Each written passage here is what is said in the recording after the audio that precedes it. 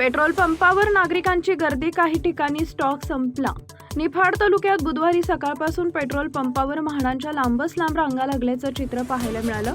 काही पंपावर पेट्रोल शिल्लक नाही असं फलक लावण्यात आल्याने नागरिकांची मोठी गैरसोय झाली। लग्नसराईच्या काळात अचानक निर्माण झालेल्या इंधन टंचाईमुळे प्रवाशांची तारांबळ उडाली। तालुक्यातील ग्रामीण भागातील 5 पैकी 3 पंपावर दुपारपर्यंत पेट्रोलचा साठा संपल्याची माहिती मिळाली। याचा फटका खासगी वाहनांसह एसटी बसेस सेवेलाही बसला।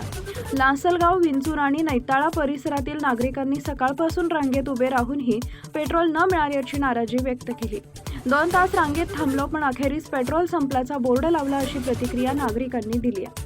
पंप चालकांच्या मते पेट्रोल डिझेल दरवाढीच्या चर्चेमुळे नागरिकांनी मोठ्या प्रमाणात इंधन साठवण्यास सुरुवात केली। तसेच कंपनीकडून टँकर उशिरा पोहोचल्याने पुरवठा विस्कळीत झाला।